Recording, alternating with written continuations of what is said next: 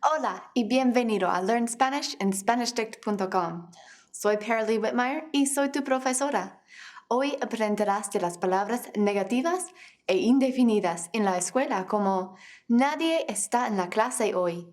¿Hay alguien que tiene un bolígrafo? Y mucho más. ¡Vámonos!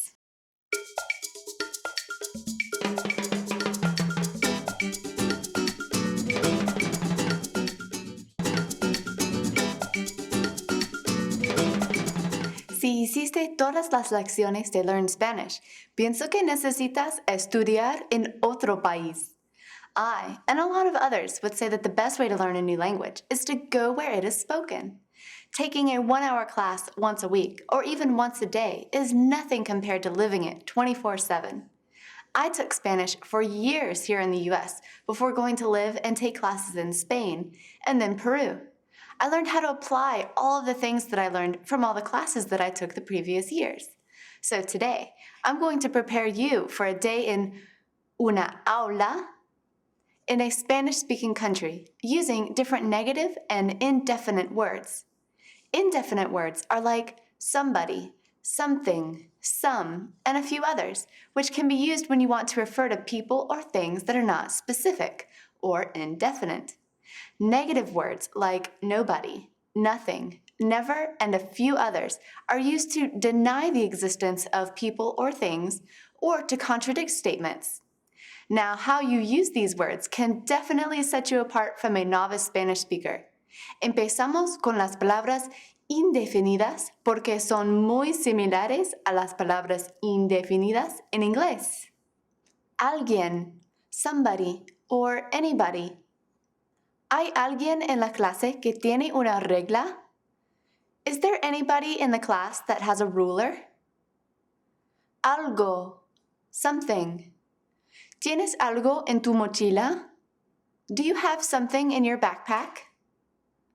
Alguno, some, or any. ¿Hay algún problema con la computadora? There's some problem with the computer. When alguno precedes a singular masculine noun, it is shortened to algún with a tilde above the U. And because alguno is an adjective, it needs to match the noun that it precedes, right? So if the noun is feminine, then alguno also has to be feminine. ¿Tienes alguna bola del mundo en tu aula?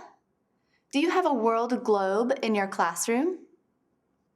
Why don't you try a few?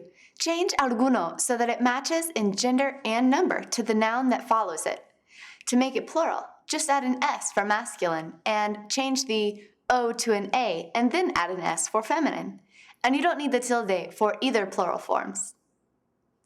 I blank pupitres extras en otra sala.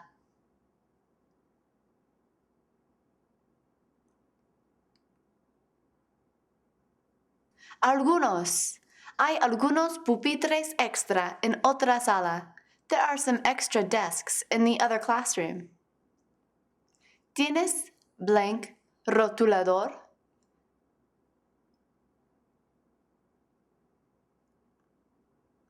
Algún. ¿Tienes algún rotulador? Do you have a marker? Blank escuelas tienen un día feriado hoy. Algunas. Algunas escuelas tienen un día feriado hoy. Some schools have a holiday today. As you can see, algún, alguna, and also the plural forms, algunos and algunas, can have several different meanings. Some, any, and a if it is unknown whether the object exists. And on a separate note, I want to give you a few tips on figuring out the gender of nouns, since you just had to match adjectives like alguno to nouns that didn't end in an A or an O. There are several nouns that you have learned like this, like papel, lápiz, pupitre, and rotulador, that don't end in an A or an O, like you were used to seeing. It may be hard to know what gender these nouns are without seeing the definite article, el or la, but there are some general rules that you can follow for the non-A or O nouns. If the noun ends in a D, a Z, or ion, I, O with a tilde N, it is probably feminine, like la felicidad, happiness, la nariz, nose, and la canción, song. There are always exceptions though, and that's why this is a general rule, like el lápiz ends in a Z, and it's masculine, even though it ends in a Z. Now, the other nouns I mentioned are masculine as well, not only because they do not end in a D, Z, or yon, but because most masculine nouns that don't end in an O will end in an E, an accented vowel, or vowel with a tilde, or a consonant other than D or Z. El pupitre, el papel, and el rotulador. All right, we've gotten a little off track, but it was good information. The last two indefinite words for today you already know. Siempre, always, and también, also. Siempre le pido papel de la profesora. I always borrow paper from the teacher. También necesitas una carpeta y un cuaderno. You also need a folder and a notebook. While the indefinite words are used about the same, the negative words used in English and Spanish are treated very differently. The first difference you already know. To create simple negatives in Spanish, all you have to do is place a no in front of the verb. No tiene un bolígrafo. He does not have a pen.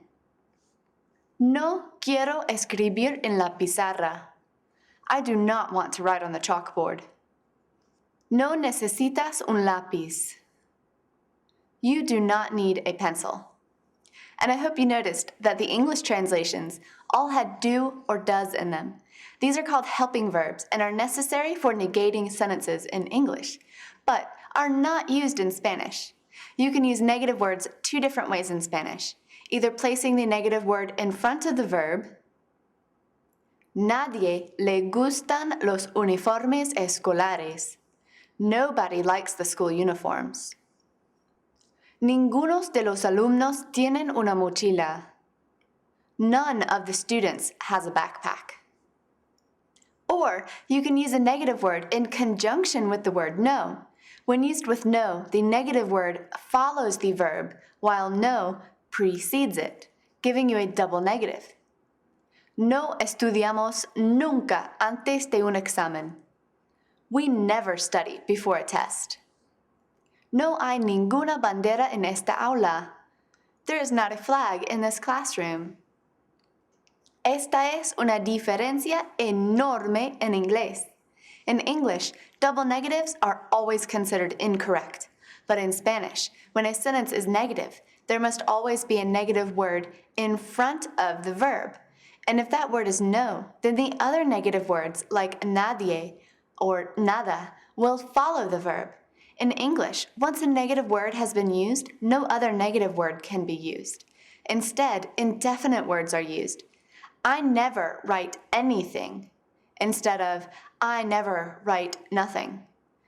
But in Spanish, once a sentence is negative, no other indefinite or affirmative word can be used. All indefinite ideas must be expressed using a negative word. So, I never write anything would be translated to nunca escribo nada instead of nunca escribo algo. You can use 3 or 4 negative words in the same sentence in Spanish if the need arises. No usa nada de la tiza nunca. He never uses any of the chalk. No puedo ver nunca a nadie de mi escritorio tampoco. I can't see anybody from my desk either. ¿Está bien? Recuerda, hay una palabra negativa para cada palabra indefinida. It helps to memorize them in pairs so that you know how to change your sentences from affirmative to negative. Algo, nada. Something and nothing. Alguien, nadie. Somebody and nobody. Alguno, ninguno. Some or none.